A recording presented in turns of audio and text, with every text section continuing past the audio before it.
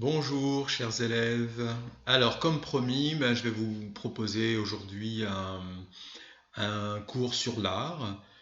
Bon, on a commencé ce cours en présentiel, comme on dit aujourd'hui, mais bon, nous n'avons fait qu'amorcer la réflexion, donc je vais reprendre du début, et puis je vais développer un peu tous les points que j'ai abordé donc dans le cours en version rédigée que vous avez tous maintenant chez vous.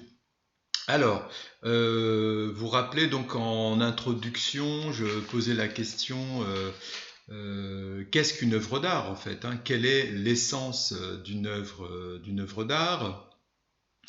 Quel est le propre de l'œuvre d'art?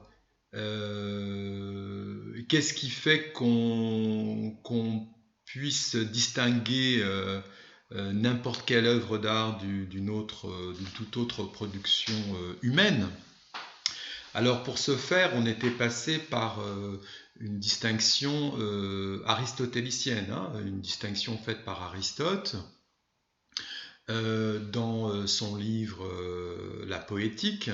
Vous vous souvenez donc déjà de ces deux termes très importants, le terme de poiesis, alors qui relève d'une activité de fabrication, de création ou de production, on pourrait dire, hein. Donc la poiesis, bien sûr, concerne au premier chef la création artistique, hein, puisque Aristote en parle dans son livre La Poétique, et je vous ai bien dit, vous vous souvenez que poiesis a donné notre mot français poésie. Vous voyez, donc encore un lien avec l'art. Donc la poiesis, c'est tout ce qui concerne la fabrication, la création. Et la praxis, c'est l'action en fait, hein. C'est d'ailleurs un concept qu'utilisera beaucoup Karl Marx, qui a donné donc notre mot pratique. Alors rappelez-vous la définition de la praxis que je vous ai donnée. Euh, donc c'est toute l'action, c'est toute activité humaine dont la finalité est le perfectionnement de l'agent. Hein, donc l'agent, celui qui agit. En l'occurrence, par exemple, une action morale entre tout à fait dans ce cadre de la praxis au sens d'Aristote, hein. Alors, vous vous souvenez, on avait donc en introduction posé cette question dans quelle mesure, au sens d'Aristote, hein, dans quelle mesure poiesis et praxis peuvent-elles se conjoindre, se réunir? Ou pour le dire autrement, dans quelle mesure l'art peut relever à la fois de la création, donc, comme c'est le cas évidemment, c'est une première définition de l'art qu'on pourrait donner, hein, l'art comme processus créatif, et en même temps de l'action, au sens d'action morale et même au sens d'action politique. Parce que pour Aristote, d'ailleurs, la praxis par excellence, on a vu ça d'ailleurs dans le cours sur le bonheur avec son livre Éthique à Nicomaque, hein, la praxis par excellence, c'est l'action politique. Hein. Donc, dans quelle mesure art et politique peuvent se conjoindre, s'associer? Et on verra d'ailleurs dans la dernière partie de ce cours sur l'art, c'est le cinquième point que j'ai intitulé Art et engagement. On va voir effectivement que bien souvent, l'art a une dimension politique, évidemment, hein. Bon, voilà, donc pour ce qui est de ces concepts aristotéliciens. Et on avait examiné également deux autres concepts d'Aristote, qu'on trouve également dans son livre La Poétique, le concept de mimesis et celui de catharsis. Alors qui concerne particulièrement une forme d'art donc dramatique ou tragique, hein. Il s'agit de l'art tragique, du théâtre tragique. Bien sûr, Aristote cite dans cette partie de son livre les grands tragédiens comme Échille, Sophocle, dont je vous ai parlé en cours, hein. Alors, la mimésis, c'est très simple, ça a donné nos mots imitation, mimétisme. La mimésis, c'est tout simplement l'imitation. Alors, donc pour Aristote, l'art tragique, la tragédie, le théâtre, mais aussi bien de manière plus globale, plus générale, l'art dans son ensemble, doit imiter le réel ou doit imiter la nature. On verra que sur ce point, avec le premier philosophe qu'on va aborder dans le cours, Hegel, philosophe allemand du 19e siècle, on verra que sur ce point, il y a un grand débat. L'art doit-il imiter le réel ou bien au contraire doit-il plutôt proposer des perceptions qui ne relèvent pas de l'imitation, mais qui seraient plutôt de l'ordre de l'imagination, de la créativité pure, et pas seulement de l'imitation. Hein.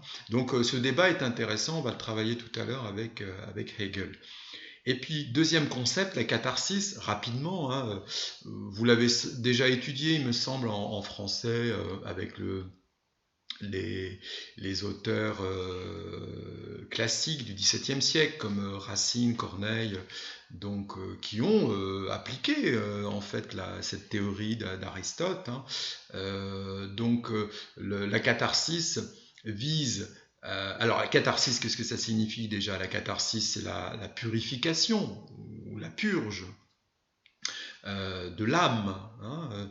Alors, d'ailleurs, Freud, je vous l'ai déjà dit, hein, a lui aussi a intégré cette notion de catharsis à la cure psychanalytique, puisque le but de la psychanalyse, en quelque sorte, c'est de purger l'âme de ces conflits intrapsychiques, de ces nœuds inconscients qui sont cause de souffrance ou de névrose. Hein.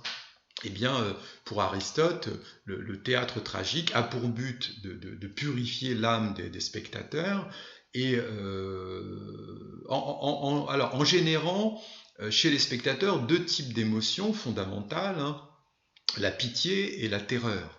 La pitié pour les héros tragiques, alors il cite d'ailleurs Aristote, un héros effectivement qui ne peut que nous inspirer la pitié, c'est Oedipe, hein, le pauvre Oedipe.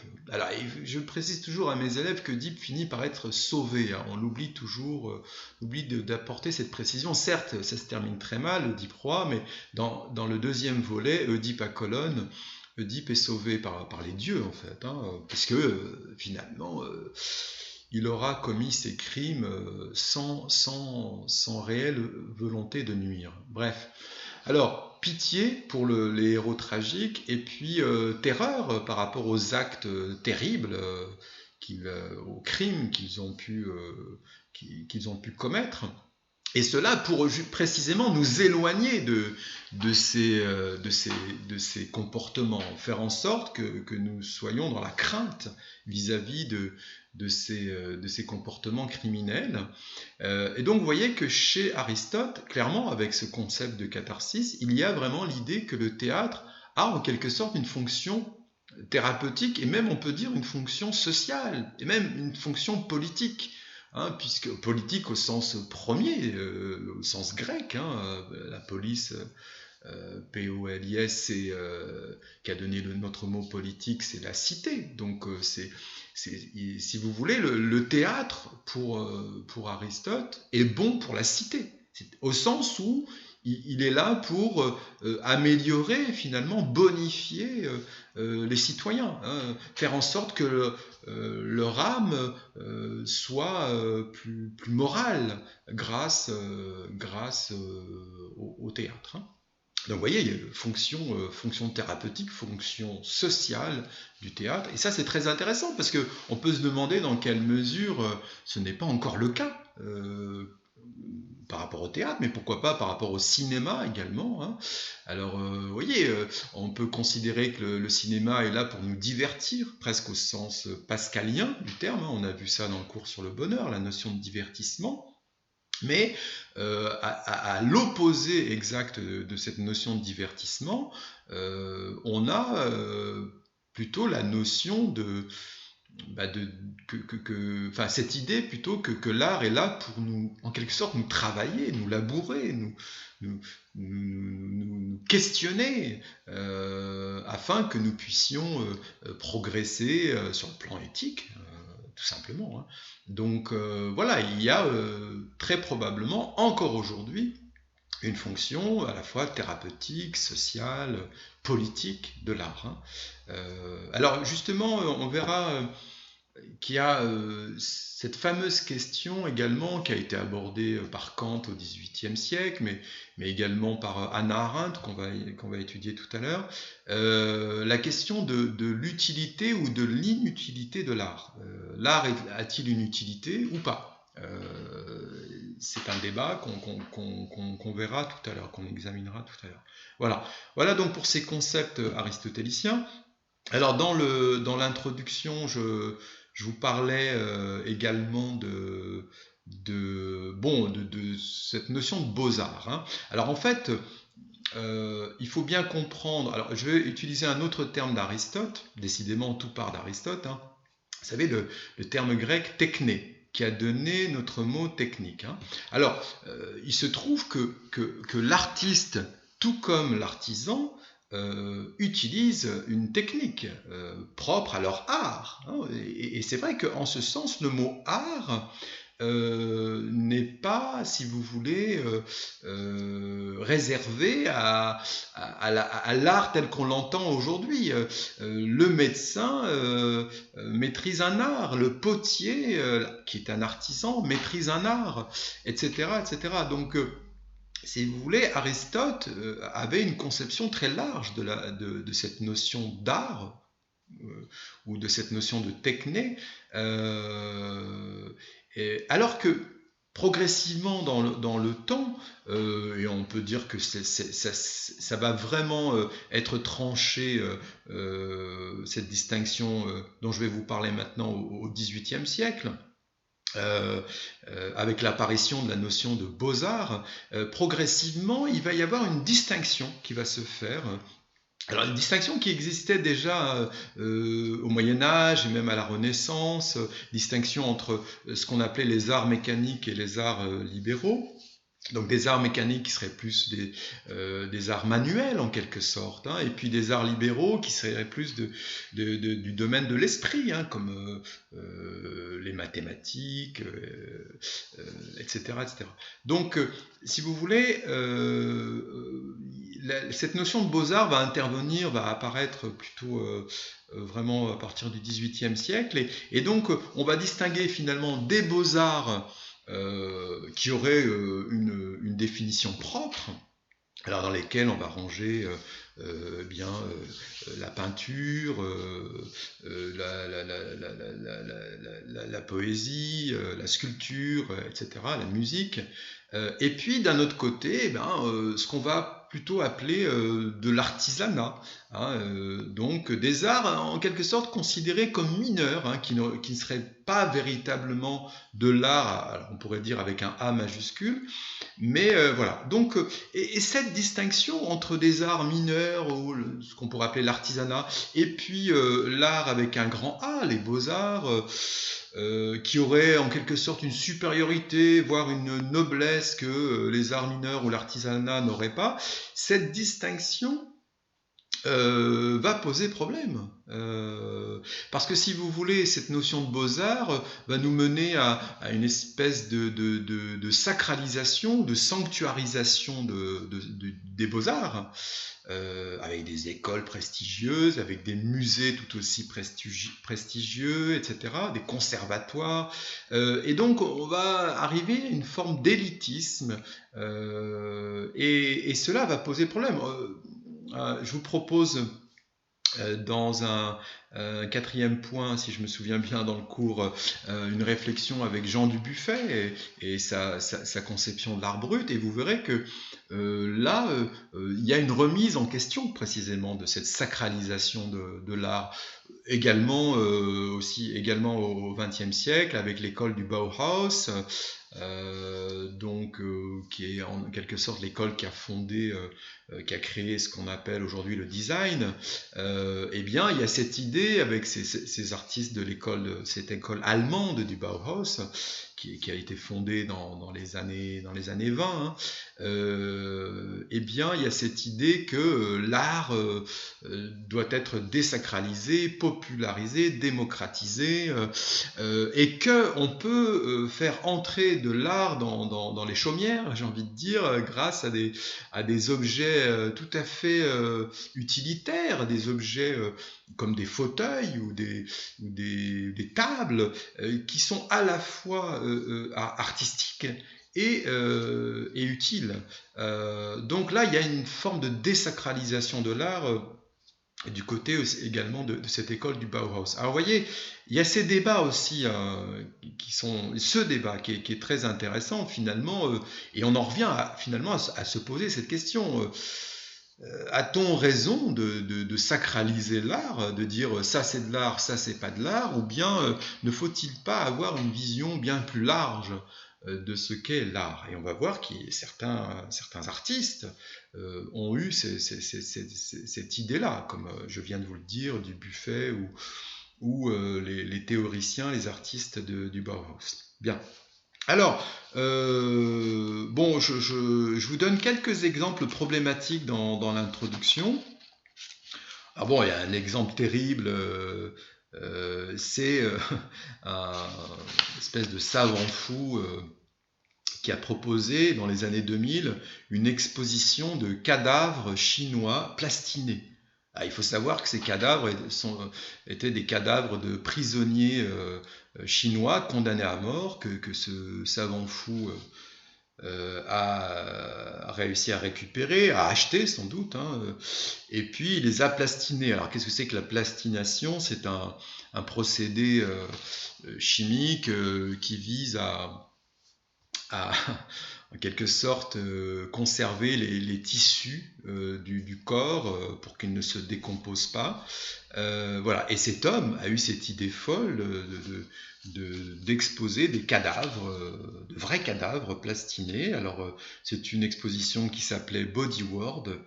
Elle a été présentée dans de très nombreux pays. Elle a été interdite à Paris parce que bon, le comité consultatif national d'éthique a opposé un veto et on peut comprendre pourquoi. Enfin, voilà, et donc là, voilà, la question se pose.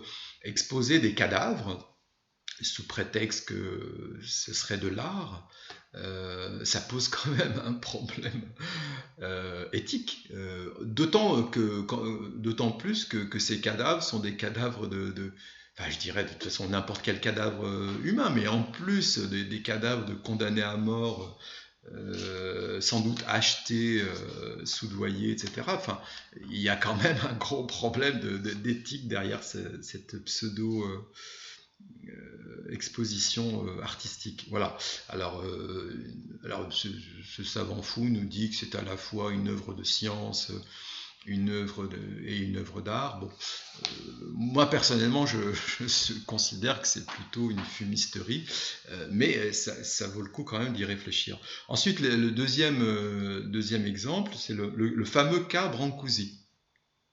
Alors dans le manuel de l'année dernière, il y avait un texte sur ce cas. Dans votre manuel, le nouveau manuel cette année, il n'y a pas de texte, mais alors Brancusi, c'est un artiste sculpteur d'origine roumaine, naturalisé français, et il a fait une série de sculptures qui s'intitulait Les oiseaux dans l'espace. Alors, c'était, si vous voulez, des sculptures en bronze, si je ne m'abuse, qui représentaient des oiseaux, mais de manière très stylisée, tellement stylisée que, si vous voulez, on ne distinguait vraiment pratiquement plus la forme d'un oiseau. C'était très, comment dirais-je, ouais, très stylisé, quoi.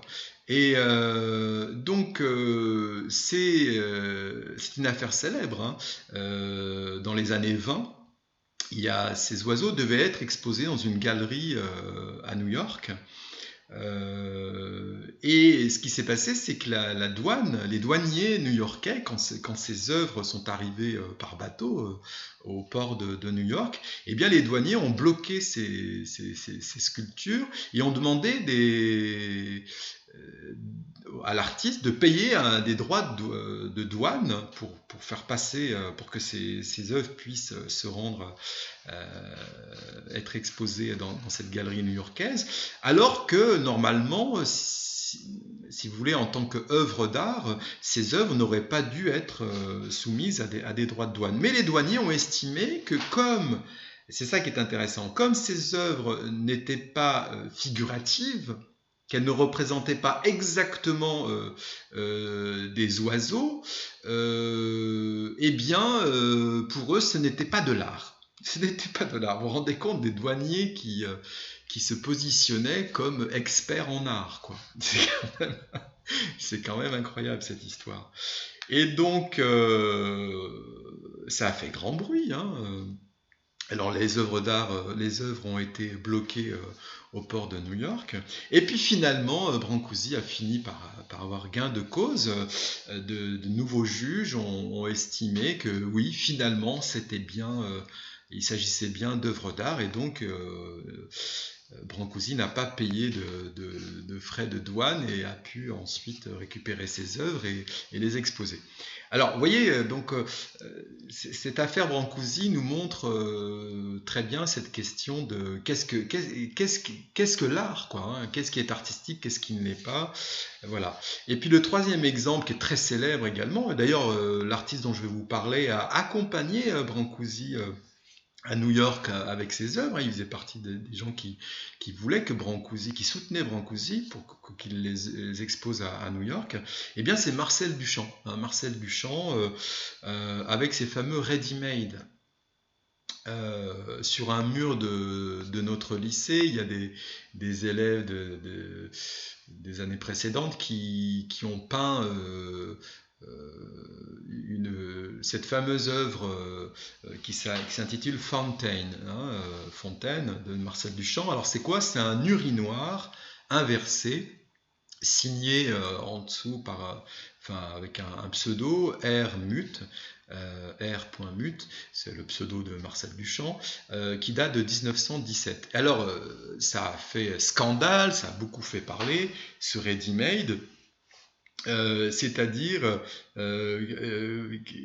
en quoi la question c'est la suivante, en quoi un urinoir inversé exposé dans une galerie peut-il prétendre au statut d'œuvre d'art? Eh bien, pour Duchamp, alors bien sûr, c'était une provocation de la part de Marcel Duchamp, mais pour Duchamp, c'était une manière, alors vous voyez, je vous en parlais tout à l'heure, une manière de désacraliser l'art. De faire en sorte qu'un objet, en plus un urinoir, hein, c'est pas n'importe quel objet, un objet de la vie quotidienne, puisse être érigé ou autoproclamé œuvre d'art. Donc voilà, c'est une manière de repousser un peu les frontières de ce qui est art et de ce qui n'est pas art, et si vous voulez, de provoquer un peu ce questionnement sur les limites que l'on doit ou pas donner au champ de la création artistique. Hein. Voilà, donc c'était intéressant pour vous de réfléchir à ces trois exemples, il y en a d'autres, hein, pour essayer de comprendre ce qui relève de l'art et ce qui n'en relèverait pas. D'accord ? Alors, il y a 5 points dans ce cours. On commence par Hegel. Alors, la fameuse thèse de Hegel, hein, ce grand philosophe allemand du 19e siècle, dans son livre intitulé Esthétique. Je vous rappelle que pour les philosophes, l'esthétique, c'est synonyme de philosophie de l'art. Hein. Quand Hegel écrit son livre, qui s'intitule donc, en fait, c'est un recueil de cours hein, sur l'art, mais en tout cas dans l'esprit de Hegel, comme dans l'esprit par exemple de Kant, l'esthétique au sens philosophique, c'est la philosophie de l'art. Je vous rappelle que esthétique, ça vient du grec esthetein, qui signifie sentir, ou percevoir. Donc en fait, l'esthétique, c'est une réflexion sur ces perceptions, ces sensations, ces perceptions que nous propose l'art. Alors, dans le texte que je vous propose, vous avez une version plus longue dans votre manuel, page 20, extrait du livre de Hegel, Esthétique. Il y a cette thèse fondamentale.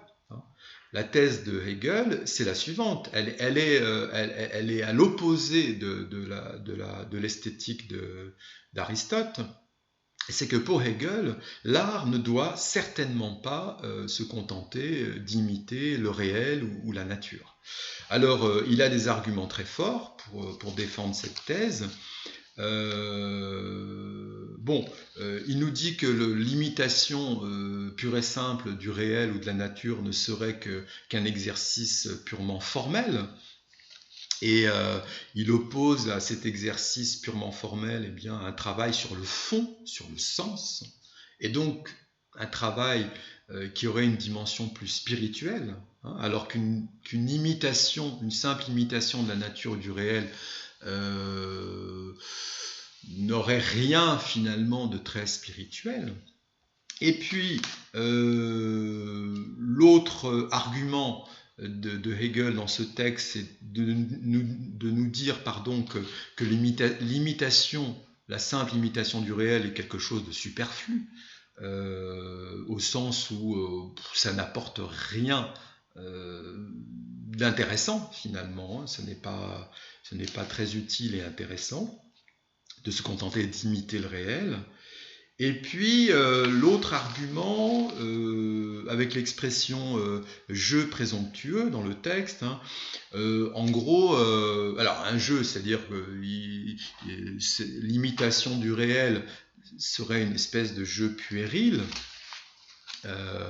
et puis présomptueux parce que, si vous voulez, l'idée de Hegel, elle est intéressante. Il nous dit que finalement, en voulant imiter le réel, l'artiste, déjà ne produirait qu'une pâle copie du réel. Et puis, l'argument, c'est le suivant, c'est que, par exemple, une peinture ne s'adresse qu'à un seul sens, qui est le sens de la vue, alors que quand on est dans la vraie nature, au sein de la vraie nature, ce sont tous nos sens qui sont sollicités dans une forme de synesthésie, si vous voulez, où tous les sens sont sollicités, alors qu'une peinture, un tableau, ne sollicite que le sens de la vue. Donc, c'est vain, si vous voulez, pour Hegel, il est vain d'imiter la nature, parce que on n'arrivera jamais à reproduire exactement la beauté et tout ce que la nature peut nous apporter. Et donc c'est dans ce sens qu'il termine d'ailleurs en disant carrément que l'art mimétique, l'art imitatif, ne serait qu'une caricature de la vie finalement. Et du coup, qu'est-ce qu'il préconise, Hegel, comme type de création artistique ? Eh bien, il préconise plutôt qu'imiter, il préconise de représenter le réel. Et là, c'est intéressant, cette distinction entre représenter et imiter. Représenter le réel, c'est le présenter autrement, c'est le proposer autrement. Et donc, c'est proposer une perception du réel qui serait passée, si vous voulez, à travers le prisme de la pensée, de la subjectivité de l'artiste. Et du coup, là, on serait plus dans un processus créatif. C'est-à-dire qu'il ne s'agit pas seulement d'imiter le réel, mais il s'agit de créer véritablement une perception particulière, originale, subjective, et pourquoi pas unique, du réel, en tout cas de la perception que l'artiste a du réel. Oui. Voyez. Et donc là, si vous voulez, Hegel met en avant finalement le regard de l'artiste ou la subjectivité propre de l'artiste. Et ça, c'est tout à fait intéressant parce que finalement, Hegel, avec cette pensée au XIXe siècle, il inaugure en quelque sorte l'art moderne. C'est-à-dire une façon de concevoir l'art qui n'est plus du tout, par exemple, du même ordre que l'art, par exemple, selon les classiques, hein, les classiques du XVIIe siècle. Où il s'agit d'imiter le plus parfaitement possible le réel. Je pense par exemple, alors au XIXe siècle précisément, aux impressionnistes, qui vont d'ailleurs finalement pousser l'art pictural de plus en plus vers l'abstraction. Les impressionnistes nous proposent précisément des impressions, c'est-à-dire leur vision, une vision subjective, particulière du réel. Et c'est là que ça devient proprement artistique, au sens de Hegel. D'accord ? Voilà. Donc, par exemple, voilà, on peut dire que le tableau, c'est ce que je vous dis dans le cours, est l'expression d'une intériorité. Voilà. Et il y a en ce sens création et non pas imitation. Et puis en plus, l'art est également un moyen de se connaître, de se reconnaître. Pour Hegel. Alors vous voyez, donc non seulement c'est pas seulement une pâle imitation du réel ou de la nature, mais c'est un moyen pour l'artiste de se reconnaître dans son œuvre. Et ça, c'est très intéressant. Hein, parce que, alors là, je fais un petit lien avec l'œuvre majeure, phare de Hegel, qui s'intitule Phénoménologie de l'esprit. La grande idée de Hegel, c'est la suivante. C'est que toute l'histoire de l'humanité, c'est en quelque sorte l'histoire d'un esprit, ou de l'esprit, avec un E majuscule, qui progressivement se matérialise, se concrétise, s'incarne. C'est presque une philosophie de l'incarnation au sens quasi théologique du terme. Bon, Hegel était chrétien, évidemment, en tout cas, par rapport à la philosophie qu'il propose, l'esprit avec un E majuscule, en un sens, c'est Dieu, hein, c'est l'esprit de Dieu, c'est le divin qui s'incarne à travers l'homme, à travers les créations de l'homme, à travers l'histoire de l'homme. Eh bien, cet esprit s'incarne progressivement. Et donc, il en va de même pour l'art. Si vous voulez, pour Hegel, une œuvre d'art, c'est de l'esprit qui se matérialise, qui se met en forme. Et donc, en un sens, l'œuvre d'art devient le miroir pour l'homme dans lequel il perçoit son propre esprit.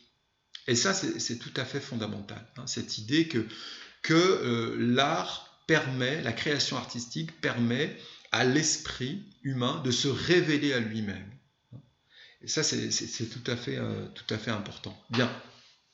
Alors, je passerai la distinction entre technique technicien et artiste, même si, je peux en dire un mot rapidement.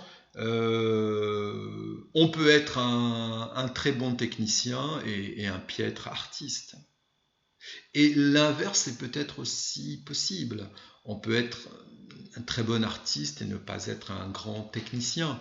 Donc c'est vrai qu'il faut quand même faire une distinction entre ces deux concepts, même si, bien sûr, il me semble que tout artiste a quand même un minimum de maîtrise technique. Mais vous verrez tout à l'heure avec Jean Dubuffet, quand Dubuffet nous dit qu'on trouve de véritables œuvres d'art dans les hôpitaux psychiatriques ou dans les prisons, ou même dans les écoles, avec des dessins d'enfants, on peut aller jusqu'à dire, avec cet anarchiste de l'art qui était Jean Dubuffet, que même sans aucune maîtrise technique, on peut, pourquoi pas, produire des œuvres d'art. Alors, je passe au deuxième point avec Kant. Alors Kant, c'est intéressant. Bon, Kant, immense philosophe qu'on a déjà croisé à plusieurs reprises, allemand donc du XVIIIe siècle. Il a écrit un livre très important. Vous savez, je vous ai parlé des 3 critiques de Kant, et la troisième critique, la critique de la faculté de juger. Il y a une grande partie qui est consacrée à l'art, à l'esthétique, à la création artistique. Et dans cette partie consacrée à l'art, à l'esthétique, Kant distingue 2 types de beauté. La beauté libre et la beauté adhérente. Alors très rapidement, si vous voulez, la beauté libre, c'est une beauté qui n'est associée à aucune fonction ou à aucune utilité. Alors, c'est une beauté pure de toute fonction et de toute utilité. Il donne comme exemple la beauté des fleurs. Alors, je vous donne, pour illustrer cette idée de Kant, ces beaux vers d'un mystique allemand du XVIIe siècle, Angelus Silesius. C'est les vers suivants. La rose est sans pourquoi, elle fleurit parce qu'elle fleurit, n'insoucie d'elle-même, ne cherche pas si on la voit. C'est très beau. La rose est sans pourquoi. D'ailleurs, il y a un grand philosophe, Martin Heidegger, philosophe allemand du XXe siècle, qui va reprendre ce fameux vers de Silesius dans une réflexion sur la vérité et sur l'être. La rose est sans pourquoi. Donc elle est belle gratuitement. Elle est belle librement. Et c'est vraiment l'idée de Kant. Il y aurait une beauté libre, une beauté qui ne serait associée à aucune fonction, aucune utilité. Et puis la beauté adhérente. Pour revenir un moment à la beauté libre, ce serait finalement le modèle idéal de la beauté libre, ce serait la beauté de la nature. La beauté d'un paysage, la beauté d'un beau crépuscule, d'un beau coucher de soleil, etc. Donc on ressent une émotion, on est ravi, réjoui par cette beauté qu'on perçoit, mais cette beauté-là, en un sens, elle n'est même pas là pour nous réjouir. Vous voyez, elle n'est même pas là pour nous faire ce bien-là. Elle est là gratuitement. Alors que la beauté adhérente serait donc une beauté associée à une fonction, à une utilité. Souvent, alors c'est anachronique par rapport à Kant, mais je prends cet exemple d'une belle voiture, d'une belle automobile. La voiture a une fonction, et puis alors souvent une belle voiture, ça peut être une voiture aux formes aérodynamiques. Alors vous voyez, là c'est intéressant, les formes aérodynamiques obéissent à un objectif bien précis pour améliorer la pénétration dans l'air, donc et réduire la résistance à l'air pour que la voiture puisse aller le plus vite possible, par exemple, si on aime la vitesse. Donc ces formes aérodynamiques sont également esthétiques. C'est ce qui rend la voiture belle. Vous voyez, donc la forme et la fonction s'épousent. Et alors ça, c'est une idée fondamentale de l'école dont je vous ai parlé tout à l'heure, l'école du Bauhaus. C'est une idée fondamentale du design. Un fauteuil design, eh bien la forme du fauteuil est à la fois fonctionnelle et esthétique. Vous voyez, la fonction épouse la forme épouse la fonction. Il n'y a pas de distinction. Ça, c'est intéressant. Et c'est ce que Kant appelle la beauté adhérente. Alors, le problème avec cette esthétique de Kant, c'est que, il le dit très clairement dans le texte que je vous ai proposé, il nous dit que finalement, il y aurait une beauté pure qui serait la beauté libre, hein, la beauté de la rose, hein, c'est une beauté pure, et puis une beauté quand même un peu moins pure, puisqu'elle serait... elle serait, comment dirais-je, presque contaminée par une préoccupation utilitaire ou utilitariste.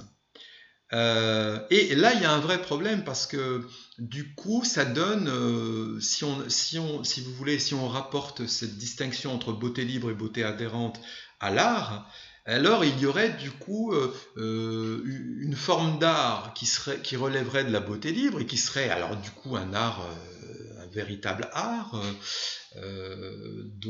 qui ne serait pas contaminé par une quelconque préoccupation utilitaire.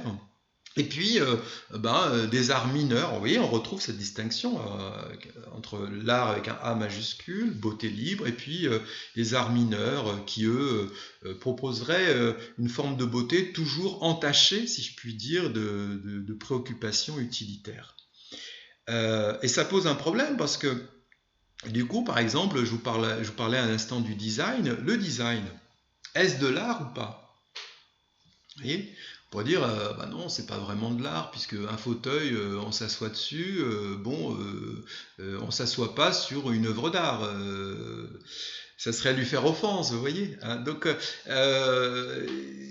c'est intéressant Alors moi, je vais vous donner mon avis, hein, clairement, pour moi, un objet design, c'est une œuvre d'art. Je ne vois pas pourquoi on réserverait le titre d'œuvre artistique à des tableaux exposés dans des musées ou à des œuvres musicales ou que sais-je. Non, je suis pour qu'on élargisse le champ de l'art à des objets utilitaires. Il n'y a aucune raison de réserver, j'allais dire, le cachet, le tampon art aux œuvres dites artistiques exposées dans les musées, etc. etc. Bon.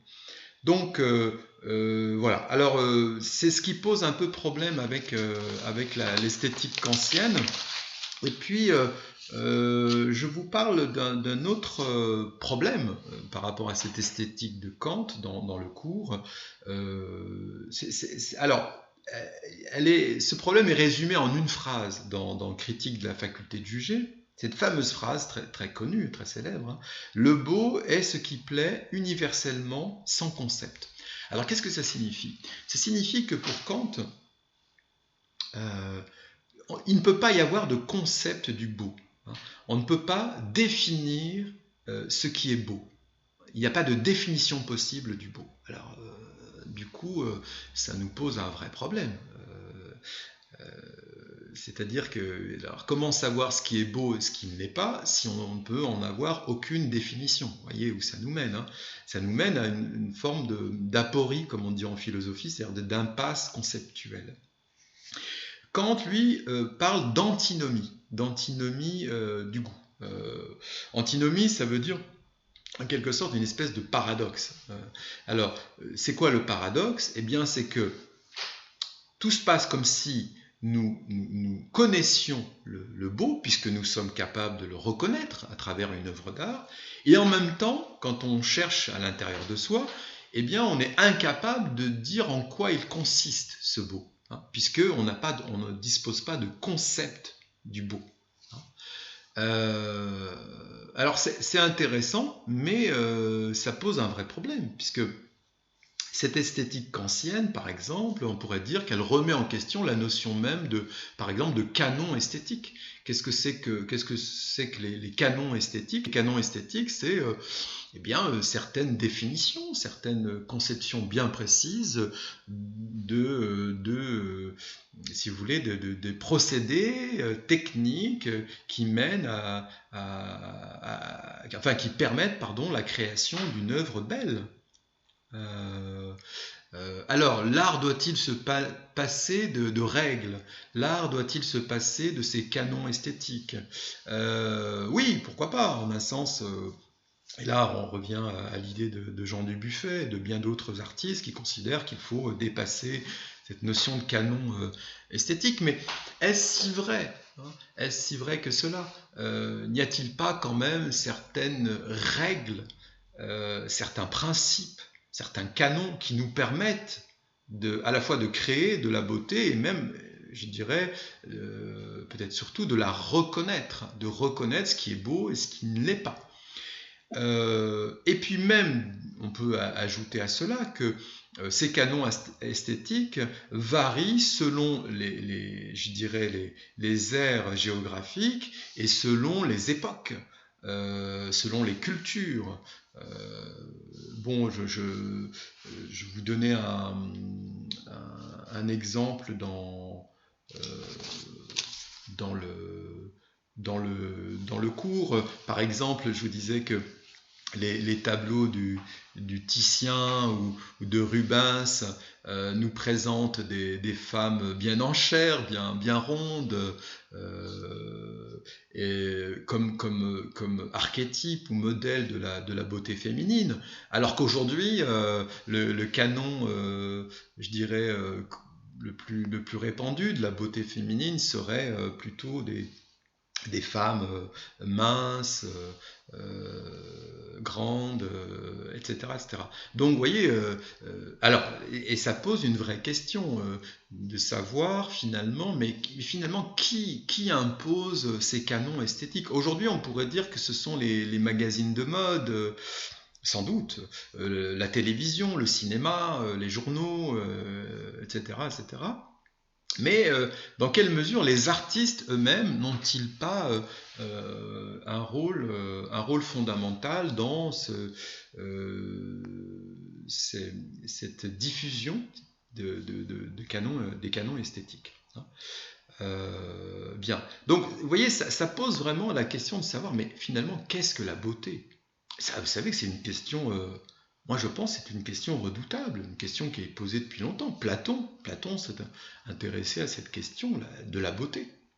Qu'est-ce que c'est que la beauté? Alors, pour Platon, c'est une idée. La beauté, c'est une essence, tout comme le bien, etc.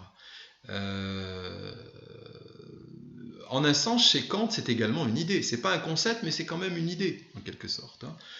Une idée de la raison et pas un concept de l'entendement. Je ne sais pas si vous vous souvenez, dans le cours sur la science, je vous avais dit que pour Kant, on peut avoir l'idée de Dieu, mais pas le concept de Dieu. C'est-à-dire qu'on peut croire en un Dieu, mais sans le connaître, et sans même pouvoir prouver son existence. Eh bien, en quelque sorte, pour Kant, il en va de même pour la beauté, hein.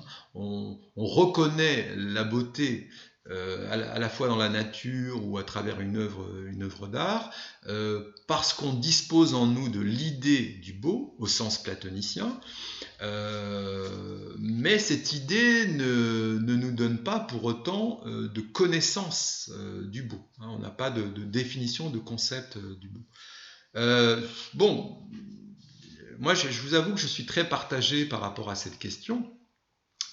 Vous savez que je suis assez platonicien. Je pense qu'on peut aller jusqu'à affirmer qu'il y a une idée du beau, et que c'est cette idée du beau qui nous permet de la reconnaître à travers ces manifestations matérielles, concrètes, dans la nature et à travers des œuvres d'art.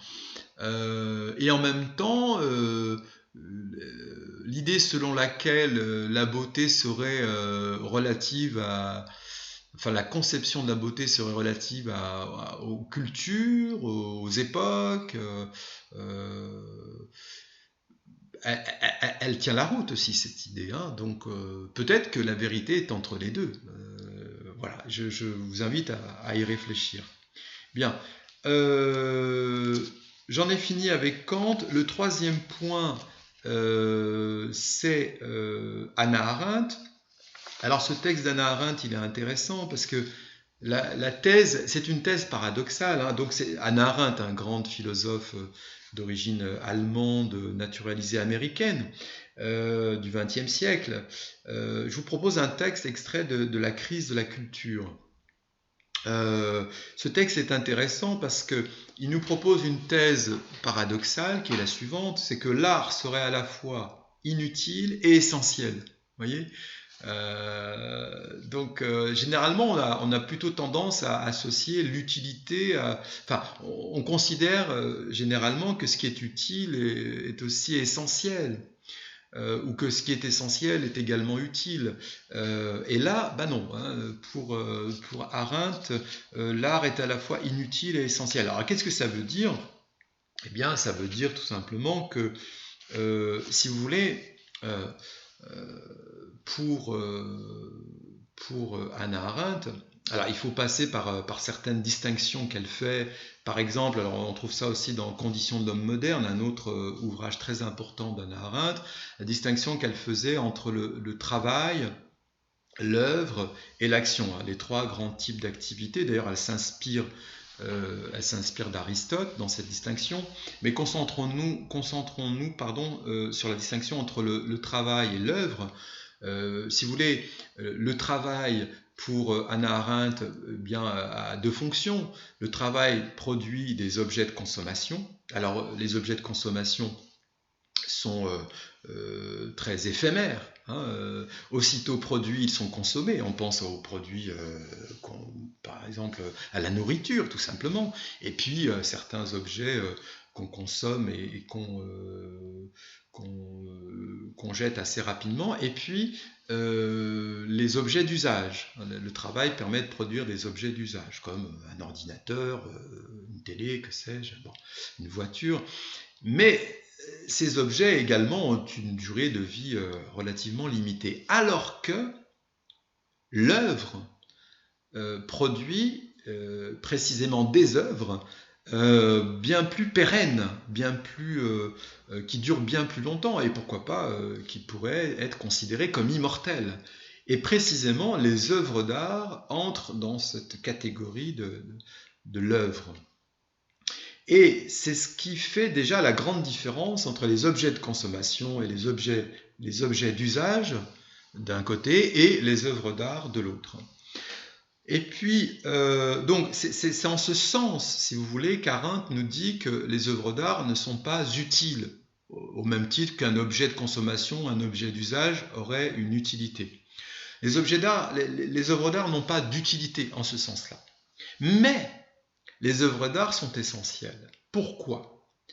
Parce qu'elles témoignent en quelque sorte de ce qu'il y a de plus humain en nous, si vous voulez. Les objets d'usage, les objets de consommation finissent toujours finalement dans une déchetterie. Donc ça ne représente pas vraiment ce que nous sommes. Alors que les œuvres d'art, en tant qu'elles représentent notre esprit, notre vie spirituelle, eh bien, en ce sens-là, elles ont un rôle essentiel. Alors, rappelez-vous ce que je vous disais tout à l'heure à propos de l'esthétique de Hegel, l'œuvre d'art comme miroir dans lequel l'homme peut se connaître, se reconnaître son propre esprit.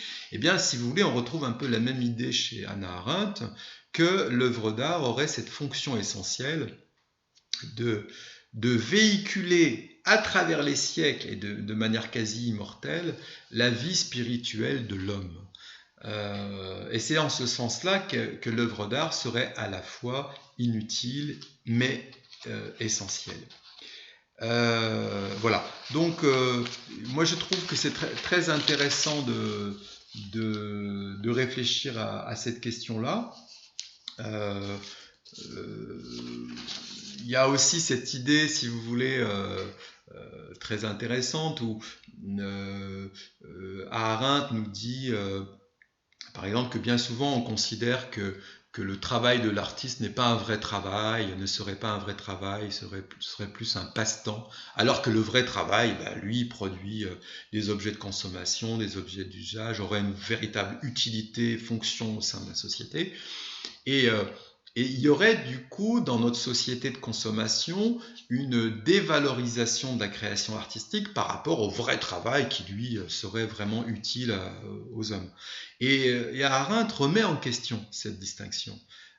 Et effectivement, quand on lit ce texte-là que je vous ai proposé, quand on voit que pour elle, l'œuvre d'art participe de l'œuvre dans son ensemble, et de la catégorie de l'œuvre, et que cette œuvre permet à l'homme de créer son propre monde, hein, parce que c'est ça aussi, hein, l'œuvre.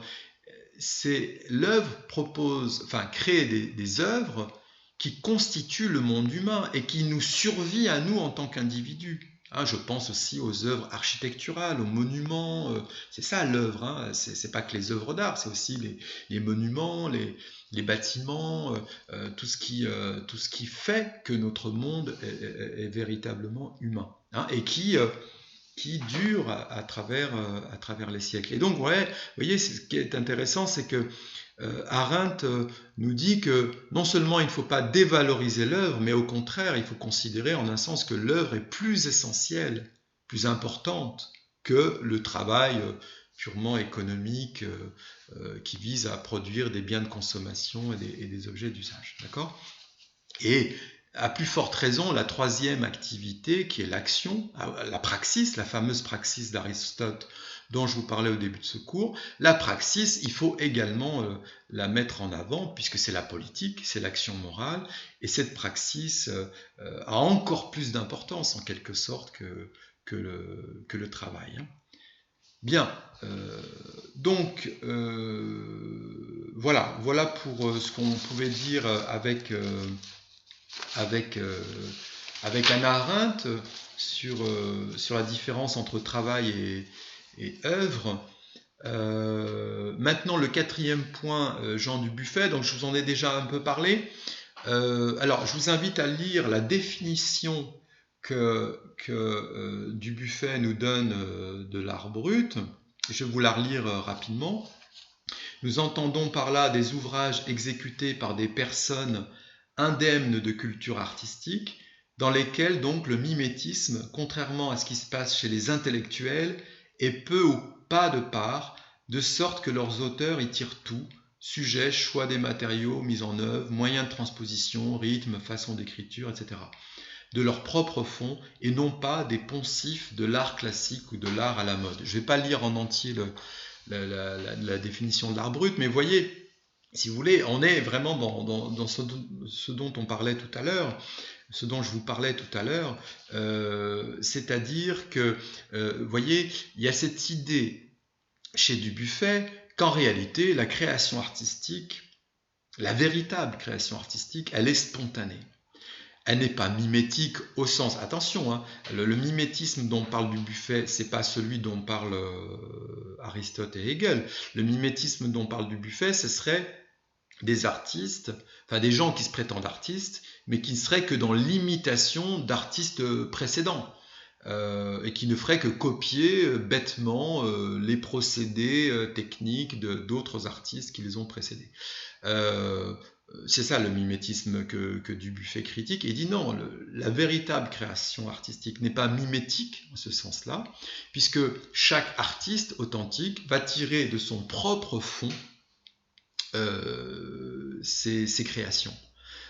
Et donc chaque artiste va créer de manière originale.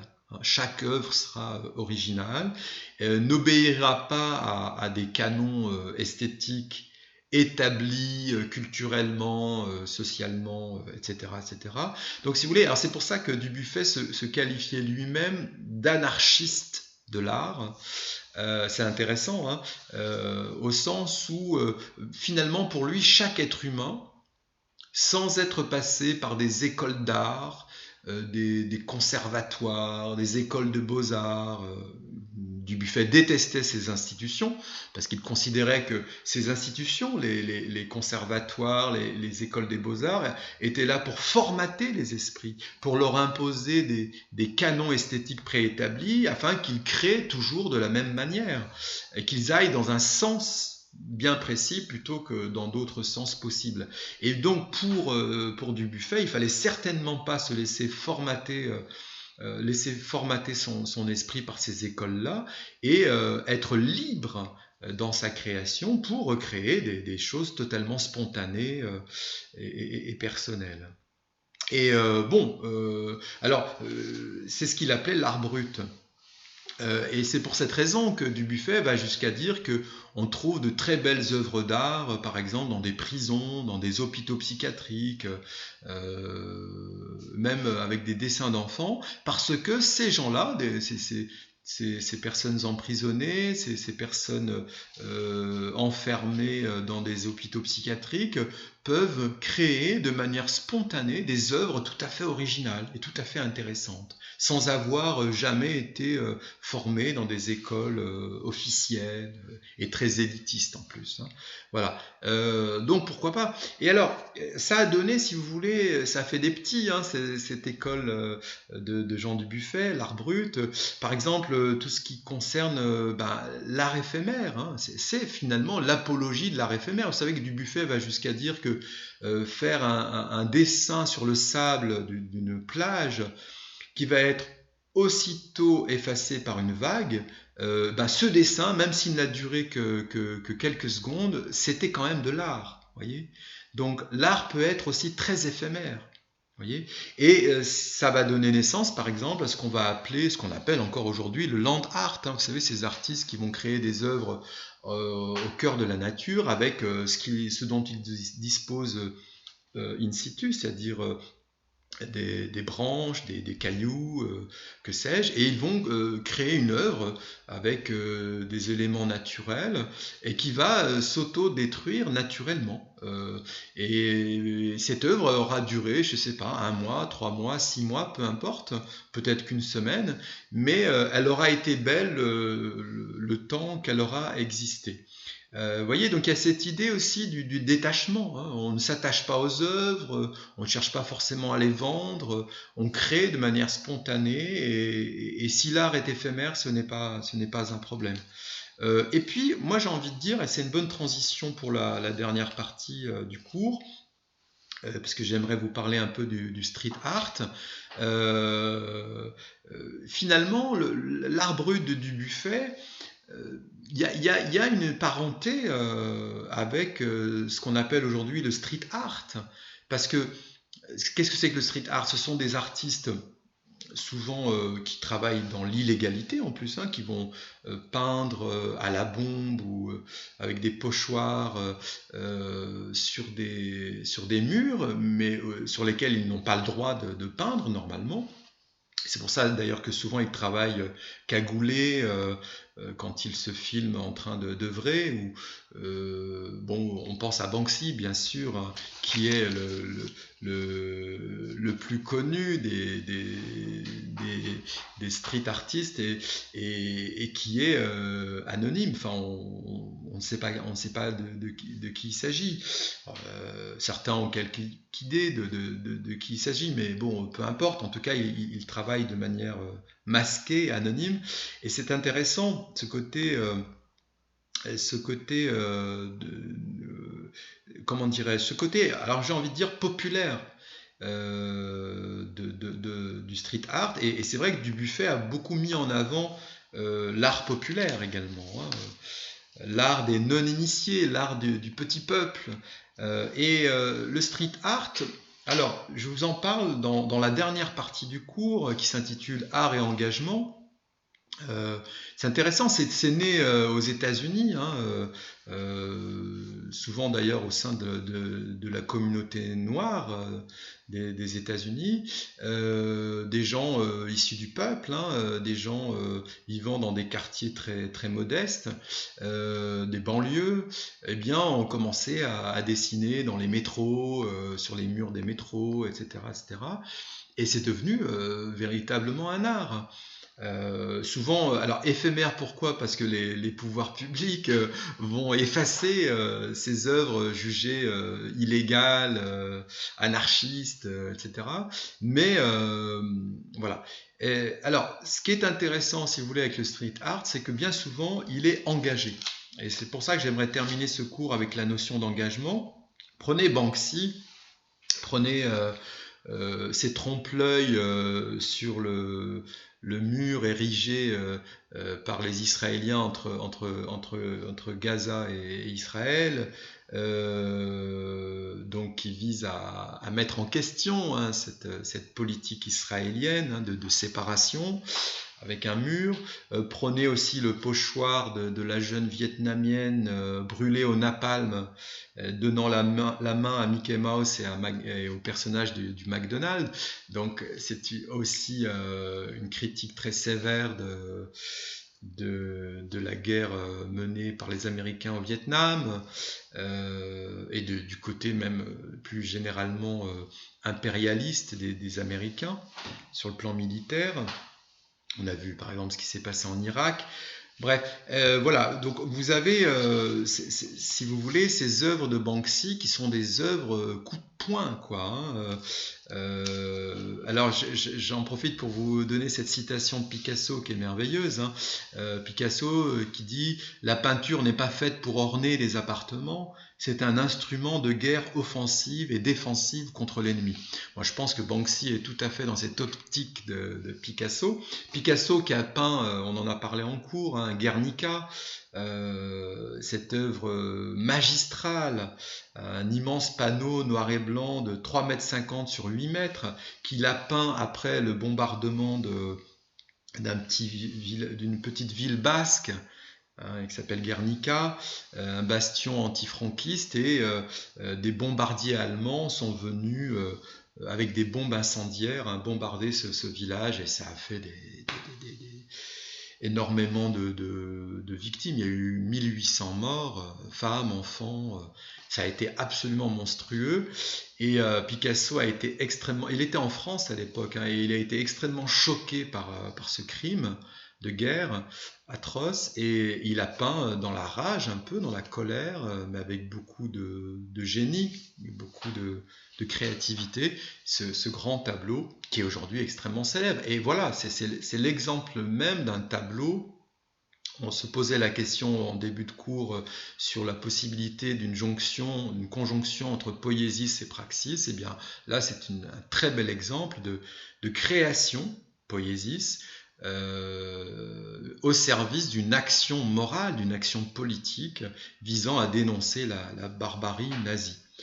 Voilà, donc bon, je pourrais vous parler d'autres exemples. Je vous ai donné aussi l'exemple de Ai Weiwei, hein, un dissident chinois qui a pris des photos célèbres, de sites célèbres ou de monuments célèbres du monde entier, se filmant avec un doigt, en montrant devant ces monuments célèbres un doigt d'honneur, pour un peu critiquer peut-être certains pays, certaines politiques, certains États. Donc voilà, la photographie, la peinture, évidemment la littérature.